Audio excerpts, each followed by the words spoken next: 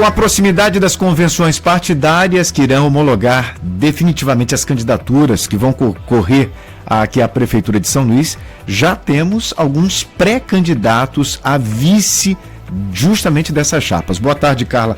Quais são os nomes já confirmados? Vamos lá, Gleison. Na verdade, existem indicações dos partidos. Não bateram o martelo. Ainda não bateram o martelo.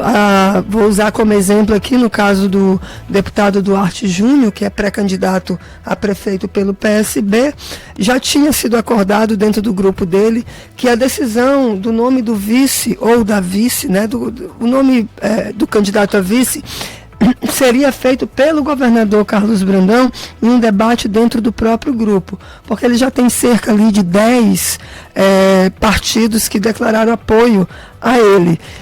Então, esses partidos, claro, irão se movimentar. Quem já tinha deixado claramente que estava se movimentando é a federação, né, PT, PCdoB e PV, e também o MDB, só que o MDB caiu fora, porque o Eduardo Braide acabou ficando com o partido aí no movimento nacional, que lhe garantiu o MDB em sua chapa, sua futura chapa. E o que teve essa semana? Teve que o PT representantes do PT foram até o governador Carlos Brandão apresentar as suas indicações. Quem são elas? A Isabelle Passinho, que é recém-filiada ao PT, e a Creusamar de Pinho, uma histórica do PT. As duas reúnem características que, para o partido, para o PT, são essenciais para quem quer ter um companheiro, no caso elas, uma companheira de chapa, que abrange vários segmentos da sociedade. Então, tanto a Creusamar quanto a Isabelle, as duas são deficientes. No caso da Creusamar, ela é quilombola, né? E são mulheres. Então, elas estão aí com essas características que pesou muito, por sinal, nas eleições de 2020. Praticamente todos os candidatos tiveram candidaturas femininas aí para ser sua vice. Isso em 2020, aqui em São Luís. Acho que isso deve se repetir agora em 2024. Entre as duas, na indicação, acredito que, conhecendo internamente a dinâmica do PT, eu percebo que a Creusamar de Pinho tem um pouco mais de vantagem, justamente por ser histórica do PT. E os petistas são muito disso. Não entra no PT e vai furar a fila, não. Eles não são de dar espaço na fila. Você vai lá para o final da fila. Só o Felipe Camarão conseguiu isso. Mas numa articulação do Flávio Dino, lá por Brasília, para ele poder conseguir ser candidato a vice do Brandão aqui. Ele realmente conseguiu. Mas, enfim, quem apresentou, os dois representantes apresentaram esses nomes para o Brandão foi o próprio Felipe Camarão e o Francimar Melo, que é presidente estadual do PT.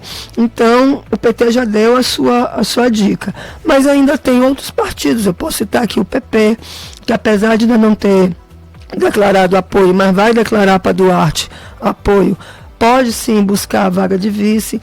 A gente tem ainda o Podemos, que já declarou apoio, também pode buscar a vaga de vice. Então são muitos partidos ali, né? E aí tem que ver essa dinâmica. Só se sei dizer uma coisa para vocês. O prazo até o dia 5 de agosto. Começa a valer a partir do dia 20 para fazer as convenções, 20 de julho, 7, tá? Até o dia 5 de agosto. Então os partidos têm que aí cerca de 40 dias para fazer essas costuras e definir. Aí eu fui em busca também, pessoal, da questão do vice do Eduardo Braide, porque logo no início do ano se falava muito que o Braide tinha pretensões, ou tem pretensões em 2026, de disputar o governo do estado. Os próprios aliados, mesmo que poucos deles, diziam isso. Então, quem ele colocaria? Ele teria que colocar uma pessoa de extrema confiança dele para ser seu vice, para ele sair em 2026 e essa pessoa ser um aliado que não iria deixá-lo no meio do caminho, ok? Porque seriam mais 2 anos de prefeitura, né? Isso dentro da possibilidade dele se reeleger esse ano. Então se falou muito do Joel Nunes, que era secretário de saúde, muito do Davi Codebella, que é secretário de obras. Só que no caso do Davi, o tempo já foi. Se ele precisasse sair, se desincompatibilizar para disputar a vaga de vice, ele já não poderia mais, isso é até dia 6. até semana passada, né? Então ele já não pode, ele continua. O Joel é uma possibilidade? Apesar de se falar muito que ele é pré-candidato a vereador e pelo PSD. Será que o Eduardo Braide faria uma chapa pura mesmo do PSD, ele com o Joel? Mas o fato é que existem outros dois partidos que têm indicativos de nomes para o Eduardo Braide. É o Republicanos, comandado aí pelo deputado Aloysio Mendes, e o MDB, do Kleber Verde. No caso do Aloysio Mendes, do Republicano, são dois nomes que estão aí já no colo do Braide para ele botar a mesa para discutir. O MDB, o Wildon Rocha me disse que tem vários nomes, né, e que estão sendo apresentados para o prefeito para posterior debate. Mas no caso do Braide específico, chama atenção, Gleidson, o fato da pressão que pode haver por parte da direção nacional do MDB, porque o apoio do MDB, Eduardo Braide, só foi possível porque houve uma decisão nacional.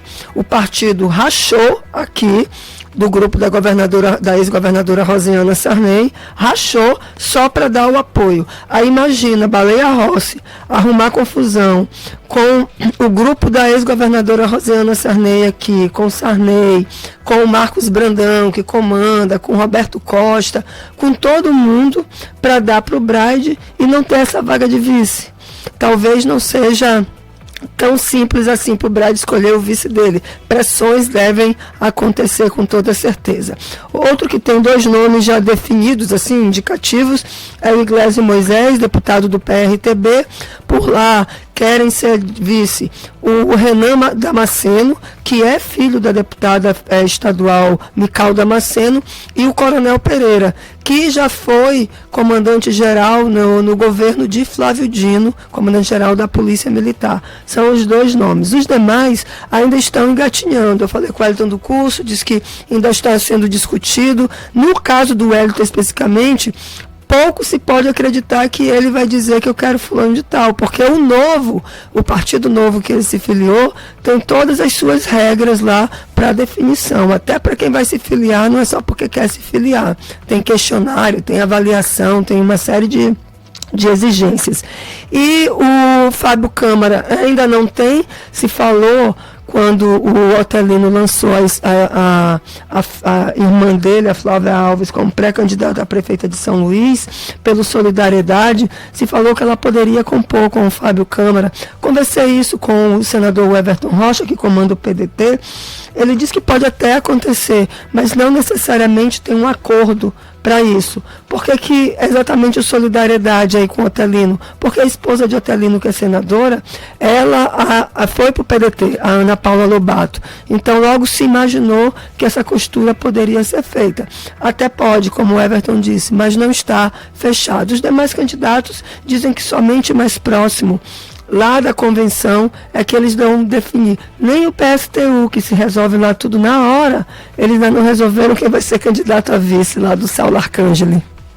Ô Carla, um outro assunto aqui, só para a gente fechar. A Justiça prorrogou o afastamento aqui da prefeita de Pasto Lumiar, Paula Azevedo, por mais 180 dias. Nesse caso aqui, 6 meses, ela nem volta mais, né? Não tem como voltar. 6 meses, daqui a 6 meses o ano acaba. Então não tem mais como ela voltar. Esse afastamento de 6 meses aí, ele foi pedido pela própria prefeitura de Pasto do Lumiar. Feito agora pela gestão do Hinaldo Pereira, porque é de um contrato de mais de 3,4 milhões de reais. Também para fornecimento de aparelhos de ar-condicionado para climatizar escolas. Então, não é o mesmo contrato que o GAECO identificou e disse ser irregular. O contrato que o GAECO identificou, pediu a cassação dela, mas foi só afastada por 50 dias, é de 6 milhões de reais. Esse contrato aí é outro, de 3,4 milhões. Então, a gestão entrou pedindo para que o contrato fosse suspenso, ou seja, não fosse pago nenhum desses contratos, enquanto não for avaliado se existem irregularidades ou não, e também pediu o afastamento da Paula Azevedo, sendo concedida pelo juiz Gilmar de Jesus Everton Vale, que é titular lá da vara de Paço do Lumiar. Então ela nem volta mais. Pobre vida de Paço do Lumiar, eu vou dizer para vocês. Dos últimos 3 prefeitos que tiveram, fora esse que está agora no cargo, os 3 foram afastados, Leidson. Então a gente teve Bia Venâncio afastada, a gente teve Domingos Dutra afastado, agora a gente tem a Paula Azevedo afastada. O Ministério Público lá parece que trabalha mais atentamente do que o Ministério Público de São Luís, né? Mas aí é uma outra história. Mas aí, no caso, eu digo, a promotoria, tá, gente? Não é o Ministério Público, mas sim a promotoria. No caso aí, é um Paço do Lumiar que segue no passo incerto. Porque o que a gente recebe de denúncia de escola fechada, de falta buracos, de merenda, falta de merenda, isso, falta de medicamento nas unidades de atenção básica, é um terror. Mas para você que mora em Paço do Lumiar, esse ano é um ano. Avalie bem quem você vai votar, porque serão 4 anos. Escolha bem para não ter mais um prefeito afastado, porque isso gera insegurança política, insegurança jurídica para quem fornece serviços. Imagina, eu não vou querer, por exemplo, colocar um negócio em Paço do Lumiar, porque pode complicar. Pois é. Não, eu não vou querer, se eu tiver um contrato com a prefeitura, como é que vai ficar, se vai mudar o prefeito? Eu vou receber, não vou receber? Então o empresário pensa muito nisso. É uma série de inseguranças e isso é uma bola de neve, vai parar sempre no morador, no contribuinte. Tá certo, Carla, daqui a pouquinho a gente está de volta, já.